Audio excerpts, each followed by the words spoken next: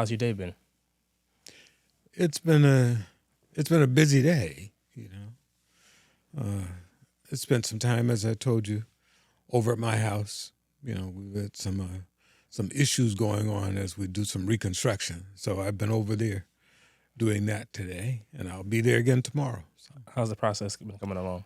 listen, the process on reconstruction of a house is all those things stressful, can be annoying, but we've got our eye on the prize, and the prize is to get it done. So this is the stuff you have to go through to Okay. get to the end result. I'm sure you guys will get there in a timely manner. We're gonna get there. I'm certain of that too.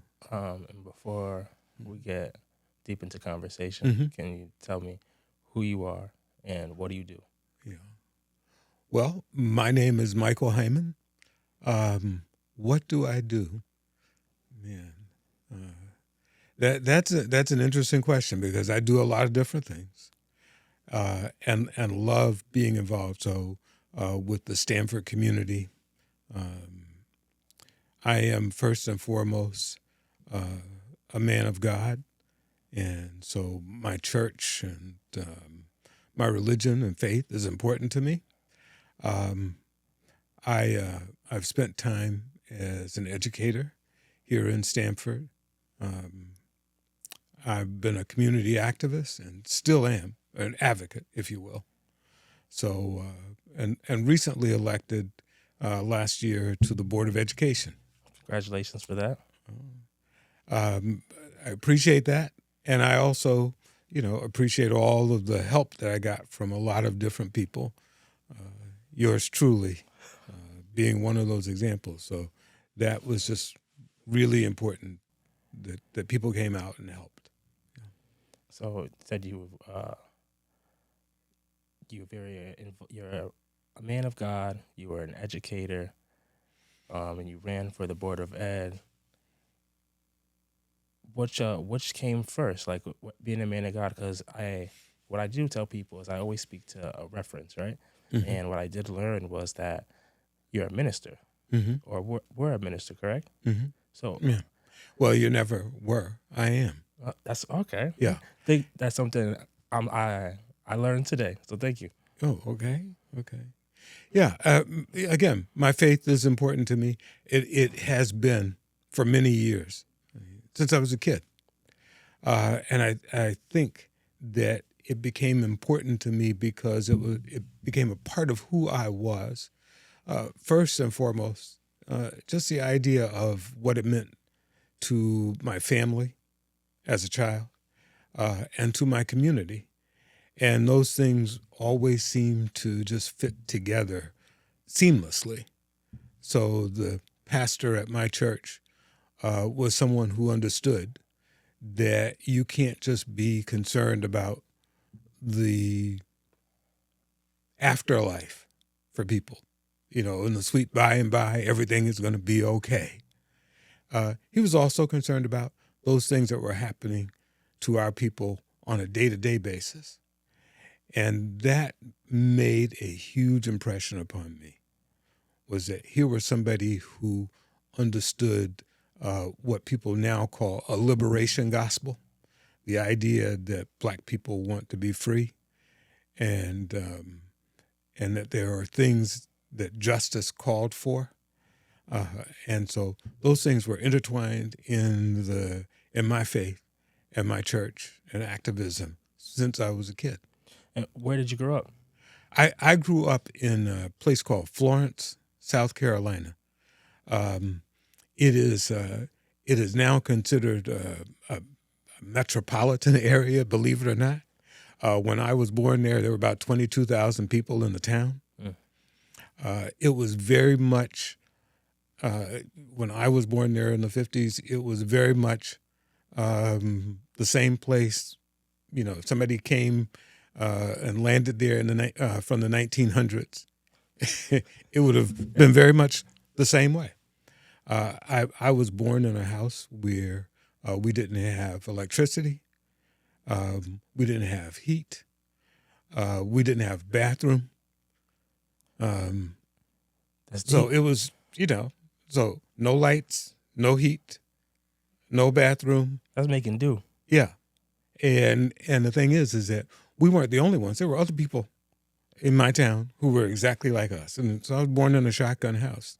And, Yeah. and I'm assuming these people in this community made up your church. Oh yeah. But, everybody wasn't from a shotgun house, Yeah. In our neighborhood, it's all segregated, obviously. All the black people lived on one side of town, but you had people who were teachers and preachers and clerks at stores or something like that. So there was barbers. We had our own taxi cab companies, So there was a community. So, and that's what you saw growing up. Yeah. So how do you think that affected your perspective of what you were going to be? Well, man, that's a tough one, simply because there was so much love in my community. I didn't understand that we were poor.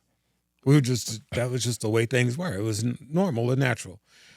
People talk about organic food. Well, we grew most of the stuff that we ate right there, where I lived, right behind the house. We had a whole bunch of land, and we were dirt poor, but we grew, all of our food, most of our food, right there. The freedom and self-sufficiency, right? Yeah.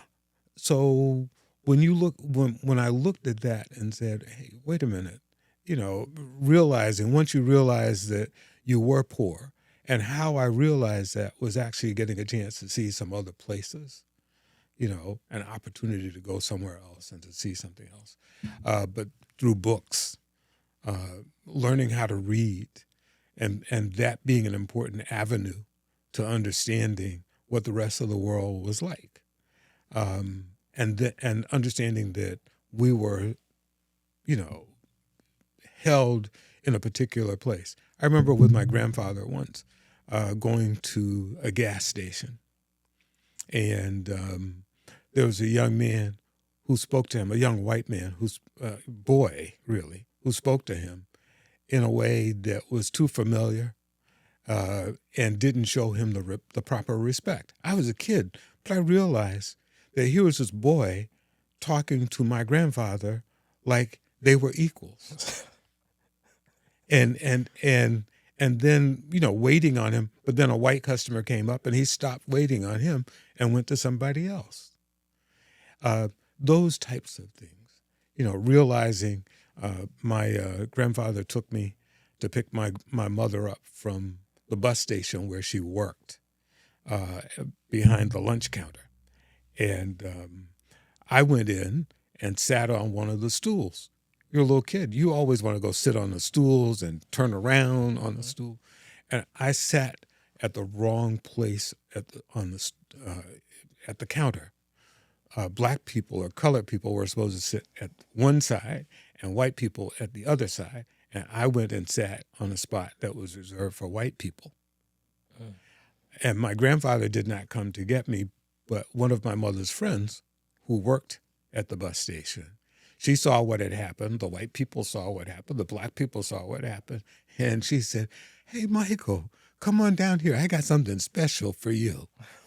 And so she enticed me to come down, but that enticement was to make sure that there was no trouble. And at what point in your life did you reflect and realize that? There were various things. I started to add up stuff, right? But the eye opener for me was having a family trip. My grandmother's sister lived in Mount Clemens, Michigan, which was north of Detroit, and we took the Greyhound bus to go visit with her. This was our summer vacation, if you will, And as a little kid, we go up. We get on the bus, and of course, I'm a kid. You want to go sit in the front of the bus so you can see everything. And my mother told me, no, you can't. No, she just, let's go back here. She didn't tell me we couldn't, but she just went all the way to the back. Yeah. And she and my sister and I sat on the back bench of the bus right where there's a doorway for the bathroom there and the 3 seats, and we sat there. We were very comfortable there. But it wasn't until we got to Ohio that we changed buses and we had a chance to go up a little bit in the front of the bus. I didn't know, she never said, we can't sit up here. But I saw all of the colored people were sitting in the back of the bus and all the white people were sitting in the front. And then getting to Detroit and having a chance where there just seemed to be freedom. I saw white people and black people in the same spaces on an equal basis. And so as a kid, I saw that. And how old were you at that time? At that point, I was a third grader. Wow. Yeah, I was a third grader, and I saw that, and I said, "Wow, I could see the difference." My grandmother's sister in Mount Clemens lived in this big house that was next door to what people call old folks' home back then. It was a nursing home. A lot of old people lived in there, but that's what they call it. It was an old folks' home, and so there were black nurses at this place taking care of white people. A lot of old white people, and they sat in these rocking chairs on the porches and stuff. And the nurses were constantly trying to tell us as kids, you have to be quiet. The old people need you to be quiet. Because that's what they thought old people needed. My birthday happened, and my mother had a party for me and other kids who were from the church that my aunt went to in Mount Clemens. And so they were in the back. We were in the backyard. It's a birthday party. We were having a great time, yelling and screaming and doing what third graders and little kids do. And so one of the nurses came over and said, "You all are really being too noisy. You have to, hold it down." Well, kids can't hold it down. And so just at that point where we were sitting at the table about to have some of the cake, through these hedges, these large hedges, came this white hand. There's this long white hand sticking out, right? and this person had in his hand a sailor's hat or a captain's hat that he made out of newspaper. This man had made me, the birthday boy, a hat out of newspaper. So I went over to get it. I put it on. The next thing you know, all of the old people, all the old white people next door were making hats out of newspapers for all of my guests. And so we invited them to come over. So here I was, a little black kid, all his little black friends, and all these old white people in wheelchairs or these rocking chair things in the backyard. It just showed you how people thought, oh, old people just want to be quiet, don't cause any noise. And that was an eye-opener for me because that was the very first time a white person that I knew of had been genuinely nice to me. And I saw that whatever was going on in South Carolina, when I came back home, the rudeness, the gruffness, those feelings that they were having, they were showing, it didn't have to be that way. Huh. So that's when my eyes were starting to open was with that. The fact that I told you I love to read. I read all the time. But not being able to go to the county library in my hometown. So my parents, my mother, on a subscription plan, purchased for me Compton's encyclopedias so that I would always have something at home that I could do my homework with. And when I say subscription, she was paying on it every week. Just to make sure you had access. Think about that. It was just a couple of years before that we actually got electricity at our house. Okay? But here she was paying for encyclopedias for me. So I look at that type of someone making an investment. Oh, for sure. Absolutely. In their child and saying, this could be okay. You've got to believe that you can be more than just this. So you had seeing all that and gaining all that perspective at a young age, Hmm. and seeing how somebody can give back, and uh, so how can I say, inspire a community to come together and stay together. Hmm. What point did you decide that you wanted to be an educator? Well, I didn't, that came years later, years later. But I was always inspired by good educators. Um, all of my teachers, when I've met uh, students in northern places over time, and hearing people who are from my generation talk about what their education was like in Stanford. Mine was not like that at all. Uh, every teacher that I had from kindergarten through sixth grade was black. That's Every in South in Carolina. South Carolina. Well, we were segregated, Yeah. right? But every teacher that I had, and they were of the highest quality, there was something about a teacher who demanded the best of you in that place, who said to you, listen, if you don't know how to do it, we're going to sit here until you learn. Okay? I'm going to go over it with you, but you're expected to do your homework. You're expected to participate in class. I know your mother, and I know your father, and I know everybody in your family. In fact, my mother's first grade teacher was my first grade teacher. That's powerful. Yeah. My Sunday school teacher in fifth grade was, my Sunday school teacher at my church was my fifth grade teacher. My first grade teacher I did not know, but she lived next door to me. I mean, I knew her as the woman who lived next door with her elderly mother there. But this person would have me come over as a little kid, and we get in her hammock, and she'd feed me cucumbers and tomatoes and salt, and she would read to me. So the first day I appeared at for first grade, they opened the door, and I see my neighbor in there. And you imagine as a kid, you see your neighbor in there. The first words I spoke was, "What are you doing here?"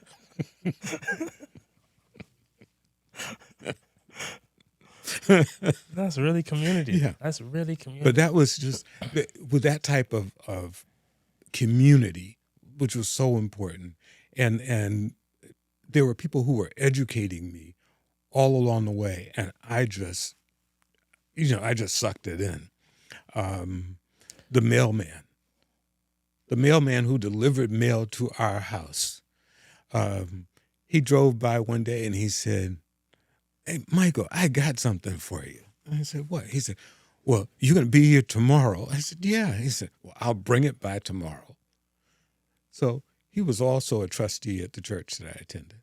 But he comes back the next day doing his mail route, and he had a Boy Scout book, a Boy Scout manual. And he said, "Meet me at the church next Tuesday at 4:00. And I became a Boy Scout. But here was somebody who was important in my life. In that, I also met a gentleman who helped to found the Boys Club. It wasn't Boys and Girls Club. It was the Boys Club at that time.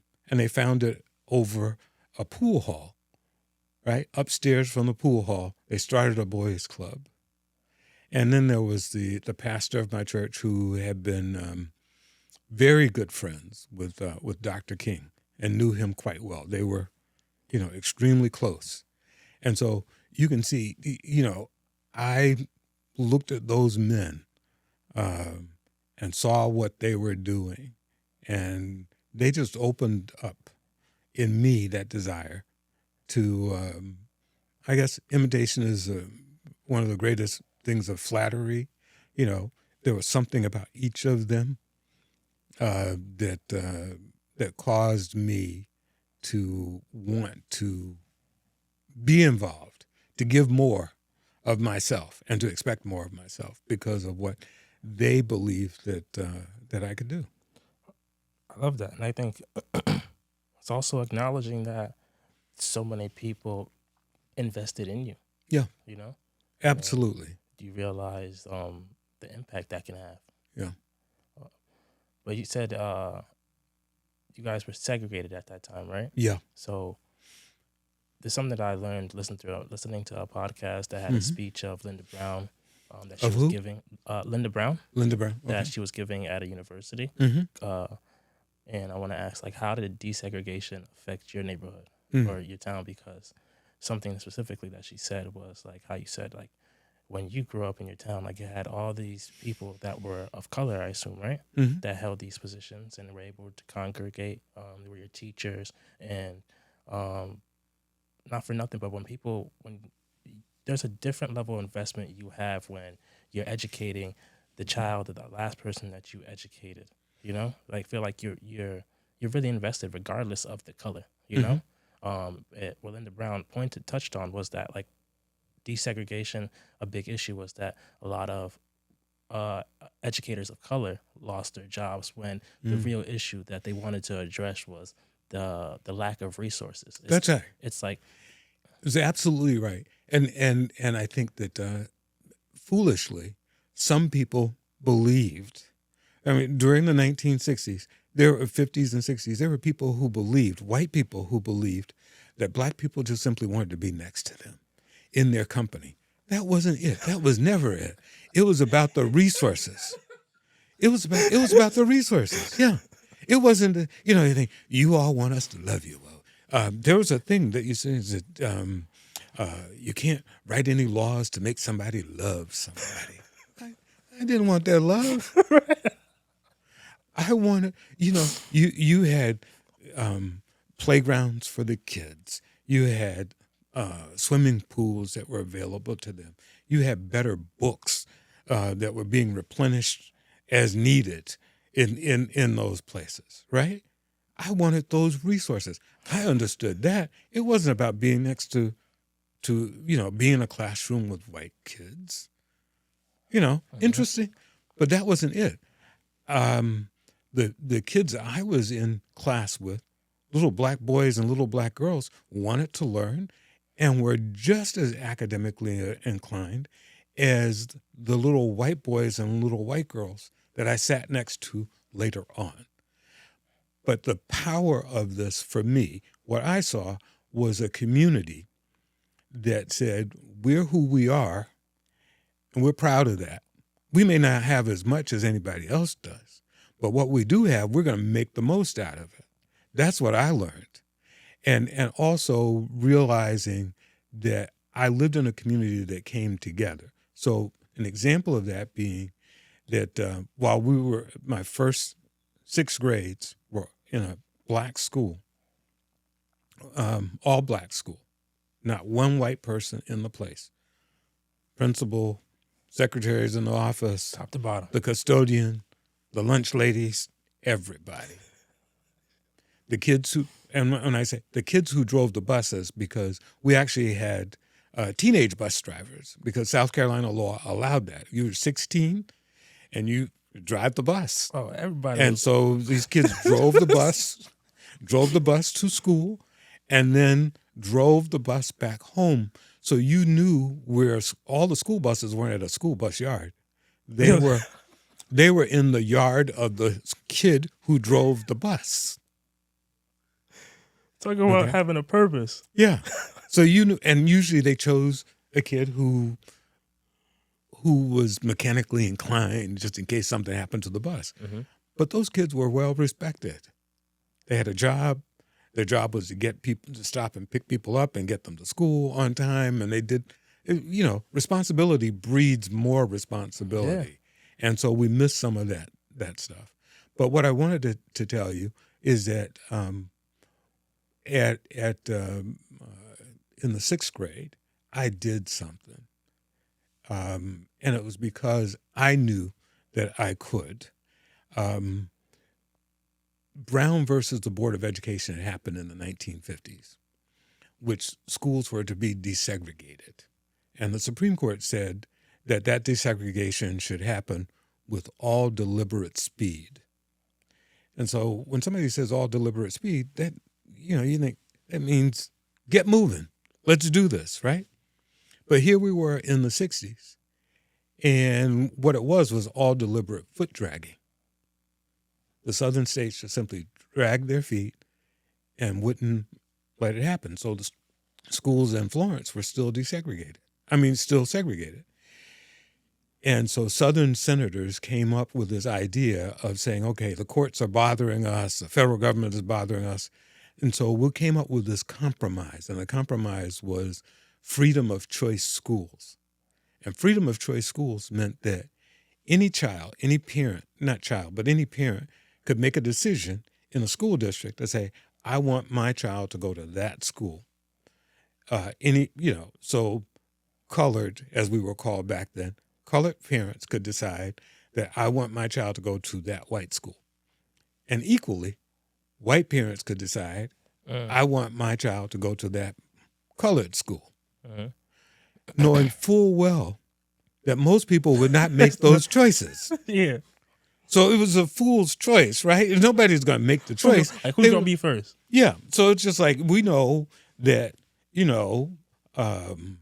the maid who works in this white woman's house the black maid is not going to select to have her child go over to the white school because everybody is a small town. Everybody's going to know about it. You jeopardize something.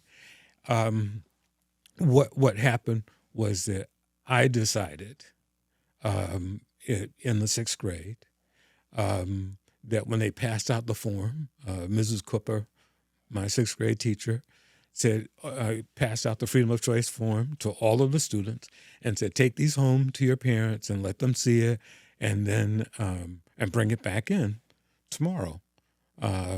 So I read it. I saw it. I took it home. I didn't show it to anybody. But little Michael Hyman decided, I'm going to write their name on here to say that I'm going to the white school. That boy's going to get those resources. That's right.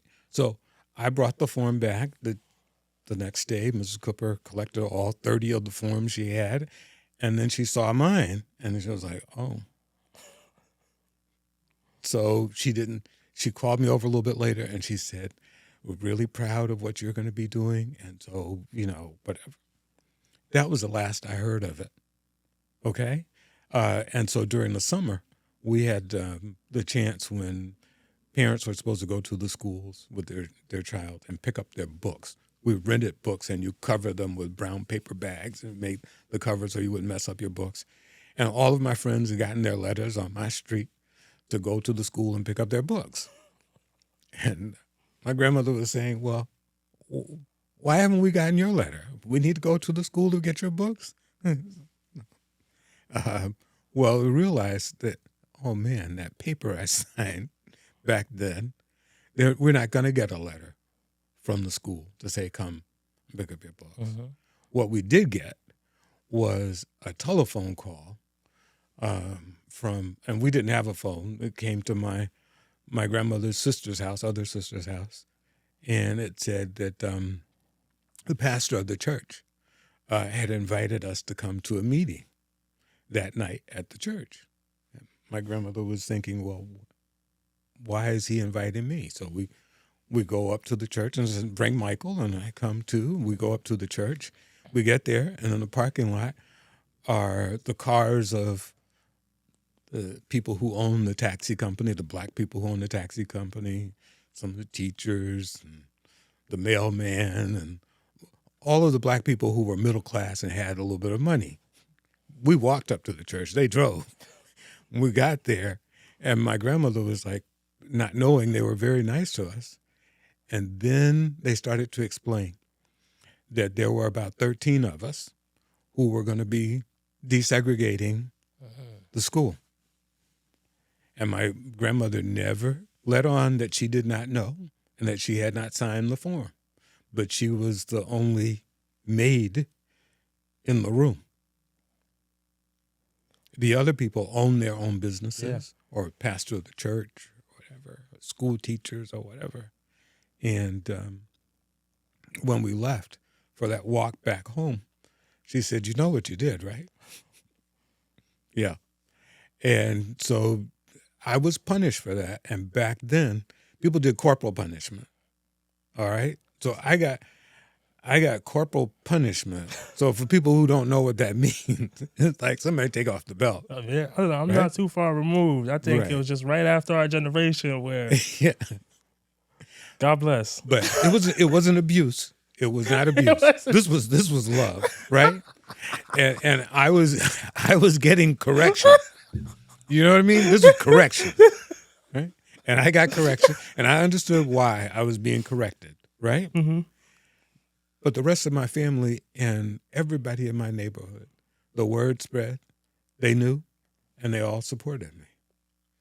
They all supported me, and they all knew, okay, you're going to be going down to that white school, and we're proud of you, and we know, because remember, this was during the 60s when people were getting killed for stuff like this. So here again was a community coming together to say all of those kids who were going to this particular school, we're behind you. But did that feeling and the weight of everything settle into you at that moment? Or did you really understand the breadth of what was going on? Oh, I understood. I understood. I mean, listen, a couple of years before, Viola Louisa was killed. Medgar Evers had been murdered. Yeah, I clearly understood what this meant. It was like you have to stand up. Somebody has to stand up. And I had seen in my hometown, Black people, we had the folk who sat in at the Woolworths and at the Kresge or Crest store at the lunch counters, and they closed the places down. We had things like that. My hometown was this place where there's an artist by the name of William Johnson. He is he's gone now, but an internationally known artist. He's from Florence, South Carolina, and he a lot of WPA work, beautiful pictures. You would think of in the same vein Jacob Lawrence and those types of. I'm not too familiar. Okay, well you have seen their work before. The stuff from the Harlem Renaissance. Okay. All these colorful pictures of Black people. So William Johnson was from Florence, South Carolina. He was a fantastic painter. And our city invited him back in the 1950s to give him a certificate. And when they gave him the certificate, of honoring him, they thought they were honoring him. The very next day, he was out with his artist's work board up and he was painting. And a policeman came by and told him he couldn't paint that building. And he said, why? It was just a hotel. I told him he couldn't paint it because that was a white hotel. And I don't mean the color of the building. That hotel was for white people. You're colored and you can't be painting that. He just received. After just being honored. That's right. He left Florence and he never came back. I tell you this story because this particular man, people in our town and in our state did not recognize him for decades. I first truly learned about him from a curator of the African Museum in Paris. I was on a flight from Seattle back to New York, and this man, we struck up a conversation. And when he heard that I was from Florence, he couldn't stop talking about William Johnson because they were displaying his work in Paris. Wow. Okay. And so one of the largest single collections owned by the Smithsonian Museum today is of works by William Johnson. But here in my hometown, we didn't talk about him. We didn't know about him. Nobody talked about it. The interesting thing here is that the revitalization of our downtown in Florence, which, really went through a major, I don't know, it fell into disrepair. it has come back to life. And one of the things it's come back to life with is that there is now a museum downtown. And one wing of it has what in it? The works of William Johnson. Rightfully so. He helped to revitalize a town that did not want him, that arrested him at a certain point. So I'm used to thinking of, here are Black people who are prepared to continue on. And it's just ironic that part of the revitalization of the downtown would be on somebody that they had dismissed, and that people now have to recognize that I came from a group of people who understood their power and they used it. So the oldest school in my hometown is Wilson Senior High School, which was started by the Freedmen's Bureau, and it was open to all people, Black or white. But most people didn't realize. They thought that this other school was, the signature school of the town, when here was this Black school, which was the original first school of the city. And there was an attempt to build a new one and move the Black school to a new area of town when schools were desegregated and everything. And Black people fought for it and said, no, we're going to build Wilson in what is a historically Black neighborhood because it's a part of our heritage. And they fought for it and they made it happen. And that comes from coming together collectively and understanding that you don't have to accept what people just give to you, but that you're willing to work for it and that you understand what power is about. So, at what point did you leave Florence, South Carolina? Mm-hmm. Well, I knew by fourth grade that I had to leave Florence. I'm serious. I was trying to figure out a way in my mind. I said, because I'd seen, Detroit, and I've seen a different part of the world, passed through Washington, D.C., visited later with relatives in New York City. So I knew by fourth grade, and I knew by fourth grade because of a teacher of mine, my fourth grade teacher, Mrs. Gaiman. She was a Fisk University student, had come to Florence to teach there. She was new, she was young, and she was a person who said, just because people give you something doesn't mean that that's all you should have. And she said, you must, she impressed upon us. And I heard that message from her. And so I started thinking, we were watching television, you're seeing all these people. TV was a great outlet to see what the rest of the world was like, even though I'm living in this clustered type of world. And so I decided, and how I made it out of Florence was because of a program called ABC, A Better Chance. It is a program that attempts, or does actually, at that time, allow Black students an opportunity to go to private schools, private boarding schools. Oh, wow. And how did you find this opportunity? I didn't find the opportunity, but I recognized it when it came. And that's something. Sometimes you go out looking for opportunities. Other times, opportunities come your way. You have to recognize when it is there in front of you and grab it. There was a gentleman from Exeter, Phillips Exeter, in New Hampshire. It is probably the premier boarding school in the country. Philip Exeter? Phillips Exeter Academy in Exeter, New Hampshire. One of the oldest boarding schools in the country, started back in the 1700s.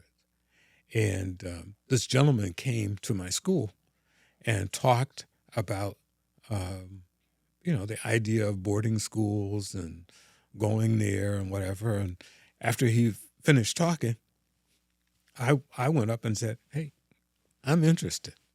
You just signing yourself up for everything. And so I said, hey, I'm your guy. I'm your guy. Come take me. Because I got to get out of here, right? And what he did was he said, I would love to have you come, but we're actually looking for girls. We're going to be going co-ed, and I'm looking for girls. And he said, but I'll tell some of my colleagues about you. Let them know about you. And they'll get in touch with you. And I thought he just let me down easy, right? I'm going to tell some other people. And 3-4 weeks later, I started getting letters from boarding schools. He actually did. And then I got a letter from ABC. And they invited me to come to Boston and to visit some other boarding schools. And this is coming up from Florence. Yeah. So I come up and visit other schools, see what they're like, and I went to this one school called Governor Dummer Academy.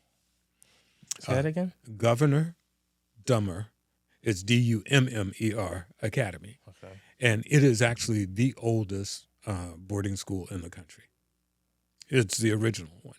The guys who started Phillips Exeter and Phillips Andover actually went to Governor Dummer. So we like to, to say that, that they weren't first, we were first. But I went to visit the school and stayed there a few days. Had a fantastic time, and I said, this is for me. And how old were you at that time? I was 13. Wow, that's... Yeah. So I was 13 when I visited. I was 14 by the time I got there because my birthday is in the summer. That's very powerful to be at such a young age and change the trajectory of your own life. I feel like at 2 pivotal moments. It was an important time, and it was an important moment. But the idea was I recognized that this was my opportunity. I was scared as all heck, and that's a nice way of saying it. I was scared. Yeah, I got you. Okay, it was like this is the first time I've been on a plane before, right? So all the things that you don't know. And so now you're here with all these folk who are talking in strange accents, New England accent, park the car and Harvard Yard. And I'm thinking, what y'all talking about here? What did he say? And they're looking at me the same way. Exactly. Yeah. I'm about to say. Yeah. Exactly. They had no idea what you were saying. Right. None at all. But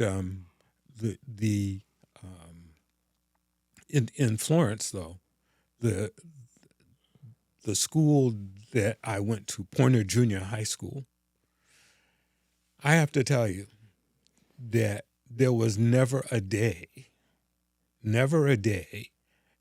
in that place that I ever felt that people welcomed me there. So this makes some of it makes you tougher, but your community makes you tough as well. It strengthens you when I say tough. Was that I was going to a place where I was academically prepared to sit in a room with the white kids and compete, So that wasn't a problem. These black teachers had taught me well. So I had that experience of where somebody was challenging whether you should be there or not. Okay, whether you had the right, whether you had the smarts or whatever else. And all of us, actually. But I did have the right. I was smart enough to be there. And there was nothing that they knew better than I did. And in fact, the idea that some kid is coming in where he lives at a house where, one of my friends' mothers is the servant in that place and works for them, or somebody's a driver or the yard man or whatever else. He was no better, no different than I was. No better, no worse. However, I had the challenges of the other obstacles of being from the wrong side of the tracks, that they're colored. They really, yeah. Yeah, I was about to say, it's not even just being wrong side of the tracks. It's the flesh that you're in. Yeah. Yeah, it's the flesh that you're in. And But there is that strain. The stuff that we go through in life, there's a saying that, you go through some things, but you're only being prepared for the next thing that happens. And so that in as much as I felt a sense of, that there were people there trying to make me feel as though I didn't belong, it built in me that thing that said, I can survive and I can thrive and I can make it through this. So when it came down to making the leap to go to boarding school, that was just a different type of challenge. And so you were prepared for it. I was prepared for that.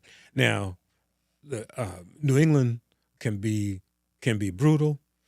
My first coming back to Boston to start school, Eastern Airlines lands their plane at Logan Airport, and those are the days you walked down the stairs onto the tarmac and then went inside. It started to rain, and it was cloudy and foggy. It stayed like that for like 2 weeks. It was like, why am I here? I want to go home. I kept telling myself, okay, today is the day. If you want to go home, all you have to do is you wake up one morning and you say, today is the day you want to go home. You just go over to the headmaster's house because he lived in the mansion house. You just go over and see the headmaster and say, I want to go home. And you can be back home by dinner time because they put you on a flight and you can go. You're not playing around. You don't want to be here. You don't Right. got to be You here. just go, right? And every morning I would wake up and I would say, okay, I don't want to be here, but today's not the day that I'm going to say it. And so I kept telling myself that day in and day out until I got to a few days where I didn't ask myself that question. And then I learned how, to say, I came here for a purpose and I'm going to do that. That was the challenge piece of it. And it challenged in such a way that I joined everything. I ended up being, co-captain of the track team, winter and spring. I became class president, school president. I got involved. I, moved on to being doing volunteer service at the Danvers mental health school. So, in Mm-hmm. being so involved, but being in New England now, right, and coming from a community that is predominantly Black or almost all Black, was it a challenge becoming, Yeah. making friends with different types of people? Yeah, it was a challenge, but you make the mindset when you realize that in Newberry Township or county, in that part, we were 5 miles from the New Hampshire border. Okay, that's about as far as you can go, and that the majority of the Black people were in the parish or in that county were on campus with me. So there was just a small. You figure, okay, well, I want a haircut. What about the food? They didn't have that stuff there, So you learn how to build relationships, and some of my friends that I've had for a lifetime, Black and white, went to that school because we were kids. Yeah. You make friends and they're there for a lifetime. In fact, I have this June, our 50th reunion is coming up. So, And you're going back? of course, I'm part of. Hey, look, You say, I'm part of the committee setting it up. I'm trying to get other people to come back. exciting time, Right. Exciting time. Yeah. So, getting to know other types of people is important, and having them get to know you too. It wasn't necessarily easy. Here were these, and I'm not trying to poke fun at anybody, but here were these little white boys who some of them, had not seen Black people, or their relationships with Black people was from afar, or these people worked for them. And they were wealthy. I thought, South Carolina, when I saw people who we called rich, weren't really rich. Damn. Okay, these people were rich. See that New England wealth. Yeah, it was. Yeah, they were wealthy. Um, I can recall at dinner one night saying we had some girls who had come to the school. They were day school students, and we had been away for vacation, for a break. And she overheard me mention Florence, and she said, "Oh, I love Florence. I love Florence. It's just beautiful." And so she was talking about Florence, and she said, "And I love those canals." And no, we're not talking about the same Florence, right? Mm-hmm. You're not talking about the same Florence. So there were moments like that where somebody, um, my my mother's sister worked at Saks Fifth Avenue in New York City, and as a Christmas gift, she gave me 2 ties. They were beautiful artistic ties. They had been done by the artist or the designer or whatever they call those people who do great clothing. His name was Emilio Pucci. And she gave me 2 ties by Emilio Pucci. I go back and I'm wearing one of my ties because we had coats and ties at school. And this guy named Emilio said to me, he recognized the tie and he said, "That tie is great. Can I have it?" And I said, "No, it was a gift." He said, well, he kept bothering me. He wanted to have the tie. And then finally said, "Well, what could I give you?" And so I jokingly said, "A free trip home." A free trip home. And that's exactly what he gave me for that tie. Boy. Because his name was Emilio. The tie had Emilio on it. And he wanted it. Now, my aunt had given me 2 ties, so I could certainly give away one of them. And I got a round trip ticket home. Listen, I've never seen a tie more useful. yeah. But the idea was, this is a different world. Yeah. So I could a trip home. Yeah. One friend who my aunt lived in the Bronx and the Mott Haven area. That's where the Major Deegan comes around. The South Bronx. It's about as south in the Bronx as you can get, right? And so for Thanksgiving, because I wasn't going home, I would go to New York City and have Thanksgiving there because I couldn't afford to go, that trip and the money and everything else.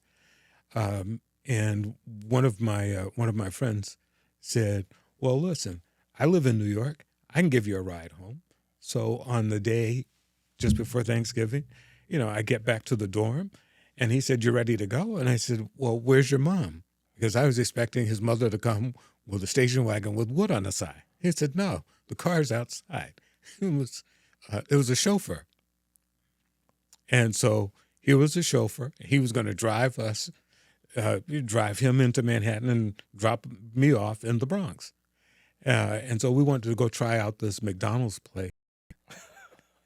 And so the chauffeur pulls up to McDonald's and he said, what would you like me to get? And we wanted to go inside because McDonald's was a big deal. I hadn't been in one before. Mm-hmm.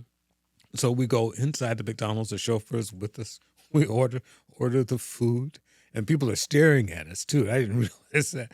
And we decided we're going to eat and keep driving in the car. So we get back into the limousine and we drive on to the Bronx. And my uncle was looking out the window to see when we were going to arrive, right?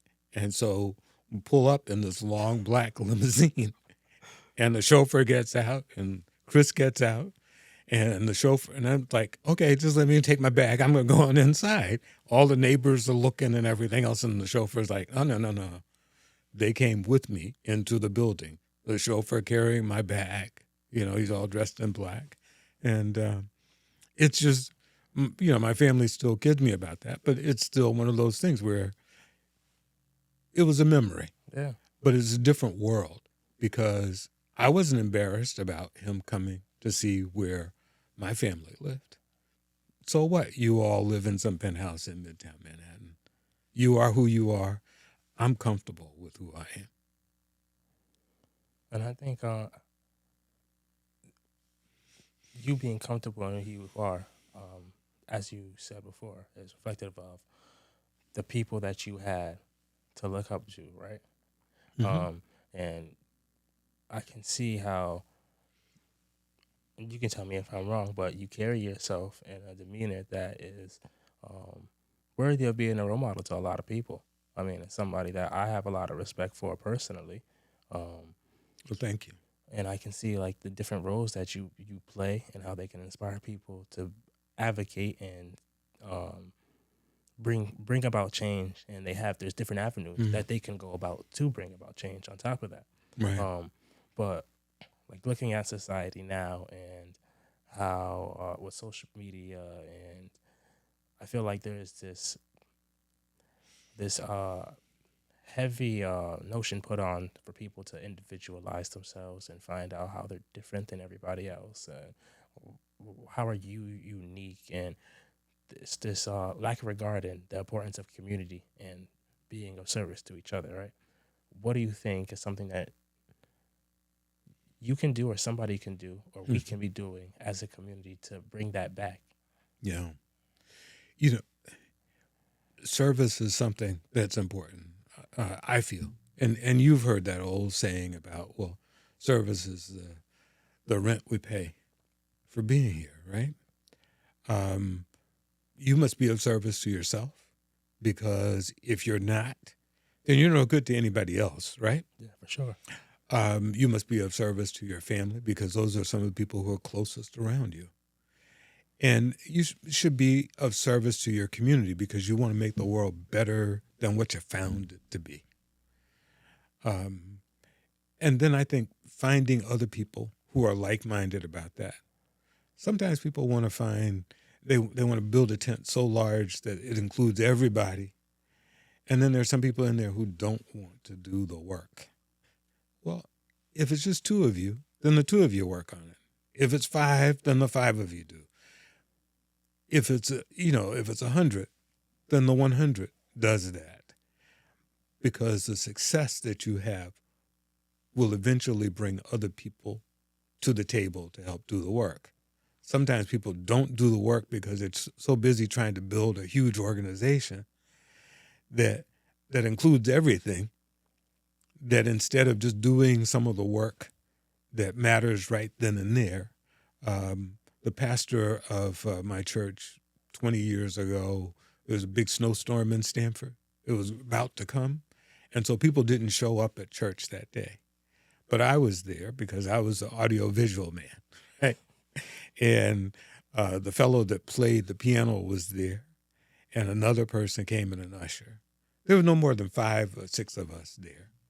The pastor came out and he delivered the sermon. We didn't have all the music and all the other stuff that goes with it, but he delivered the sermon just like he would have on any other Sunday. And that particular word that was spread to everybody else about, we had a good time. And the church continued on, and we prayed for everybody and all the other stuff. Well, you go with what you got. And service, again, is so important on how do you make it different. I try to teach that to my daughters and my son, and to say, okay, what have you done for somebody else? And that's part of a legacy of what I've lived through with the people who poured that into me. So why wouldn't I want to pour that out to other people, to say you can make the world better? All it takes is one person. We had here in Stanford a woman who ran for office against a seasoned politician. She won by 1 vote. But that 1 vote is going to make a difference because she's in office now, and she gets to promote some of those ideas that bring people together. Whereas the person who was in that seat before wasn't necessarily doing that. 1 vote. So she raised her hand and she got out there and she did the work. I think that it's important to make sure that we have people who look like you and me in the room. Because if we're not in the room, then we don't get a say on it. Could you imagine? There are people who say, well, we shouldn't be voting, especially young Black people, young black males. Hmm. That's becoming a thing of, well, they're all the same and we shouldn't be bothered on voting. And I look at it and I say, well, if you were a rapper and you were with Jay-Z and Kanye and all those other people, and they put their arms around you and said, we're going to make some money, we're going to do all this other stuff. But when it came time to talk about the money, they said, well, you don't need to come to the table. We got this. You don't need to come to the table here. Okay? Well, this is just like with this country. We're all together. When the voting happens and the selection happens and the decisions happen, there's some people telling specifically young black males, you don't need to be in there. You don't.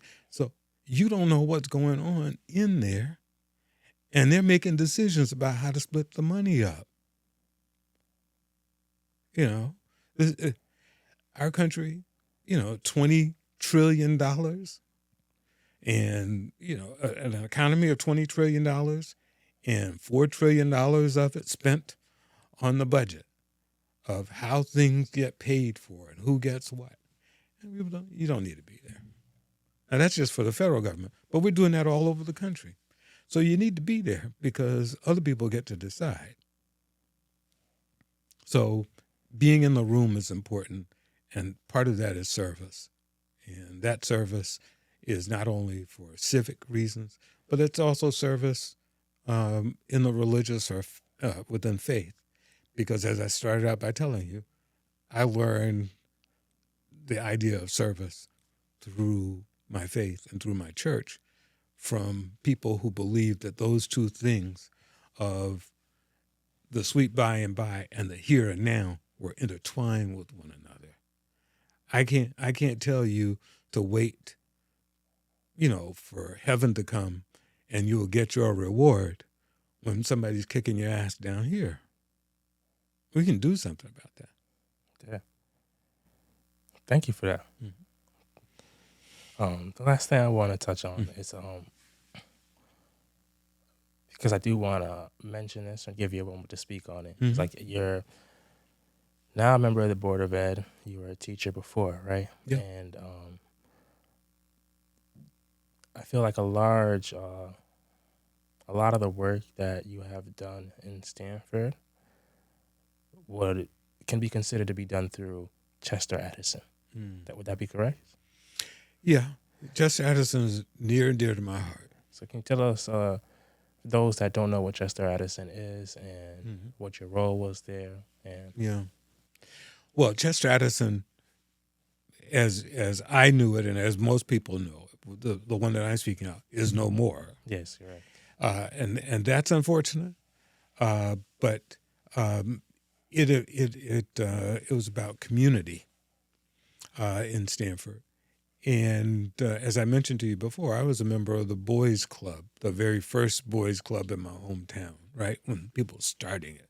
You had a baseball team and you had some old pool tables that the pool hall down below sent upstairs to us. They were used, battered, but we played on They it. got y'all together. We played on it. People brought in old books and they were in the library, right? And that's where it was a copy of Catcher in the Rye, and I read it in there. We had a boxing ring. Okay. So that's where people settled their disputes. Okay? They got to bring that back. Get your lights punched out. Hey, you mad with somebody? Hey, two bigger boys grab and say, they fighting over here. Yeah. Throw you in the ring and let's go for it. Jimmy never sat in Charlie's chair again. Yeah. But that was just that idea of community. The Chester Addison Center was important because we attempted to do some things there, which continues to pay dividends to the Stanford community, not only for the kids who attended there, but also for members of the staff. Young staff who were teenagers. This was their first job in many instances, where we wanted to teach them about responsibility. We wanted to teach them about service. We wanted to teach them about caring for other people. But we also wanted to teach them that you're expected to do more. And so there are some of those young staff who were young staff members at that time who are doing more as community center directors, uh, Mm-hmm. state troopers, Mm-hmm. school teachers, you know, that they're making a difference. And then so every time I see some of the kids who were in the programs and hear what they're doing now, it warms my heart because we knew, I knew that by putting in that effort and saying to them that we cared. I remember somebody saying to me once, um, and said, "Well, you don't have any kids in the Stanford public schools. Why are you here?" And I said, "I got 167 reasons why I'm here." So a lot of people around town call me Mr. Hyman, and there's a thing about that. I'm okay with being Mr. Hyman. When somebody who is 15 tries to call me Michael, I'm like, no, no, that don't sound right. Okay, I worked for this Mister. Okay, this is about respect, and it's not about trying to put you down or power or anything like that. But it's about the idea that it's a matter of showing, that we recognize that there's some differences, about showing respect for one another, and that to that extent that I owe you the respect of making sure that if you're in a place and a space with me, I'm going to honor your presence by making sure it's a place and a space that allows you to survive and to thrive as a young person. That's my job. Adults should be able to stand up and make that happen. And from the side of being on the Board of Education, my job is to make sure that we create an environment that allows that to happen for young people in our schools. And so you can do some of that through what the policies are like, watching over the system, providing some guidance, and every once in a while throwing a monkey wrench in and saying, we need to look at this a different way. Mm-hmm. Because we have a lot of young people who are being hurt. There are obstacles in their way. We often talk about all of the environmental things that cause trouble for young people, where they're from, the bad choices that they make, what their family is like, broken homes and everything else. So we can list all of those things, but we never seem to list the fact that there are adults who work in a system sometimes, not just schools, but systems in general, that help to break young people. And so we should be just as introspective about those systems and providing the support, the training, the guidance, and when necessary, the kick in the ass to that system to say, you're breaking some kids by the actions that you're doing. It's not just a matter that we go out and we say, well, we're going to throw all these supports around kids. We should do that, right? But why are the supports necessary in the first place? That's an important question. And sometimes we're causing them. Yeah. So a couple things I want to say. Mm-hmm. One, I think that's the importance of critical race theory and why it needs to be applied in school. Because, like as you said, like there's a difference in like, yeah, we can both show up to school prepared to learn and both have studied the same material, but the external factors and pressures that I'm under in order to perform under are different. So, Mm-hmm. and not to say if somebody performs under and they perform, they're better or less. No, but they should be acknowledged. Yeah. And addressed ideally, And then I think when we don't address that, I feel we deal with even more mental health issues because then people that aren't okay ask themselves why they aren't when their reasons are right there, Mm-hmm. but they're just not as Mm-hmm. clear. Yeah. We have, we've always known, or people are have started to acknowledge the fact that little black boys and little black girls are considered to be older than they actually are by authority figures.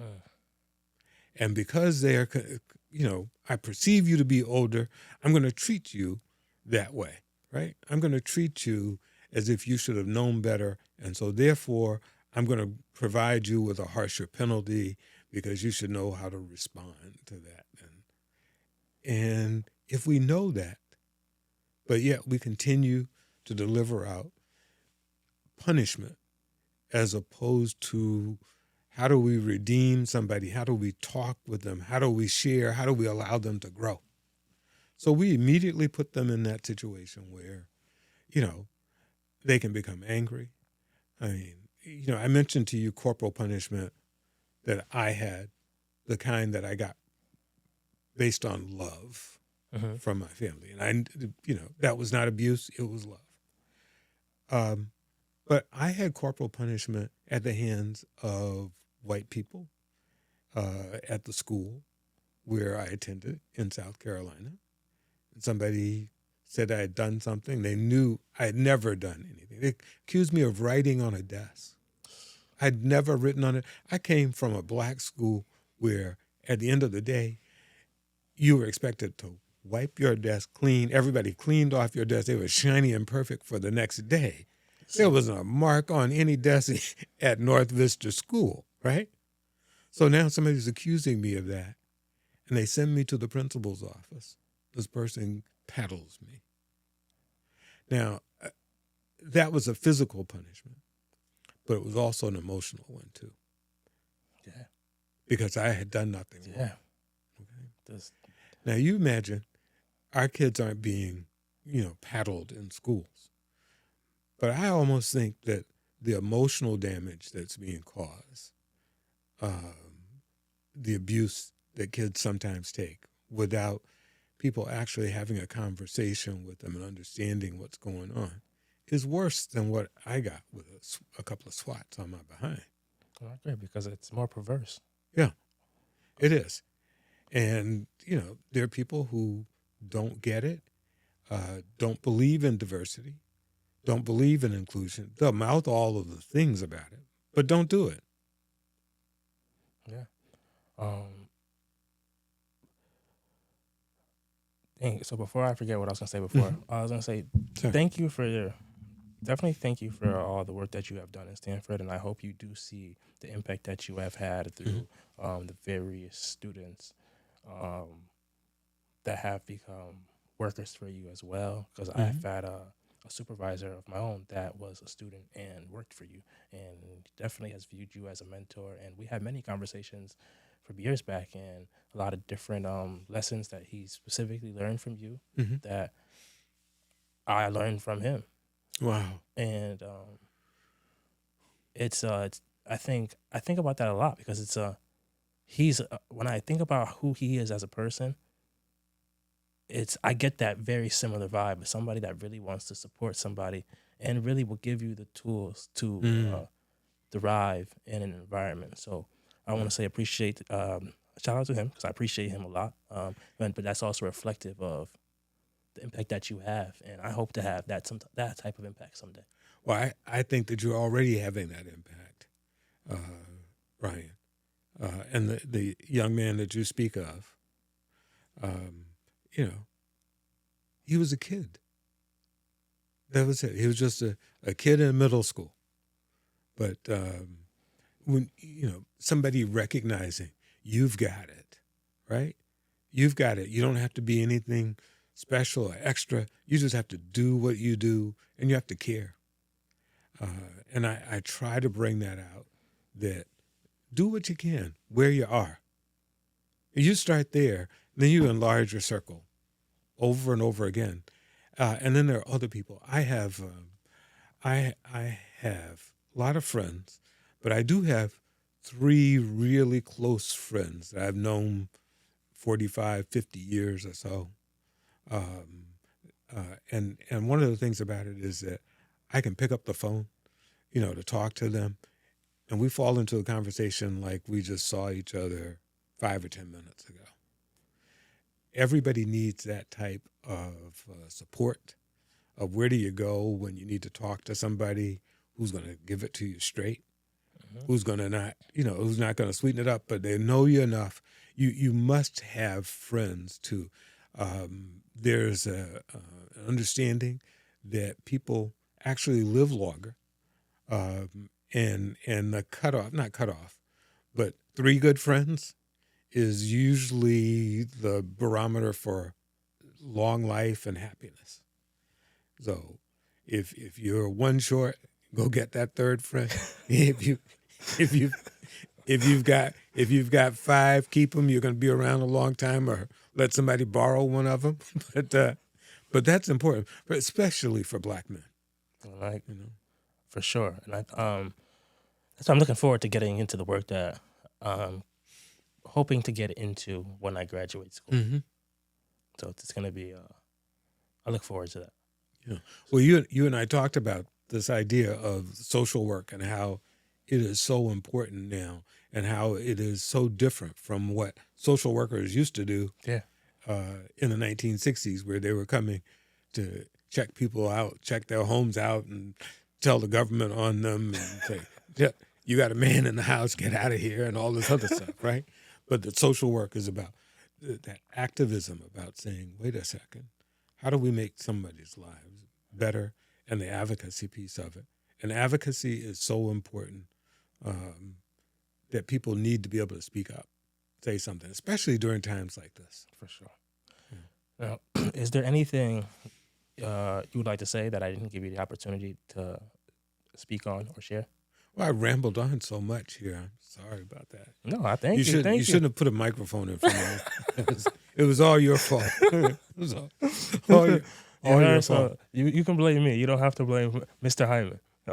Yeah. Did you notice there's a guy sitting over here? he's been hiding back there, but there's somebody sitting over I hope you forgot about him. Okay. But that's speaking of finding 3 people. That's one of my 3 people. All right. So he's good in my book. So you don't got to worry about him. Okay. I before we close, I actually want to read this poem. I read this poem before on one of my podcasts, but I feel like it's fitting for the conversation. Okay. Goes. They broke your great grandpa, black boy. They freed his body and told him he couldn't vote. They broke your grandpa, black boy. They gave him the ballot, but kept his civil liberties on the rope. They broke your father, black boy. They set a trap right outside his home. And when you awoke, you were all alone. Black boy, will they break you?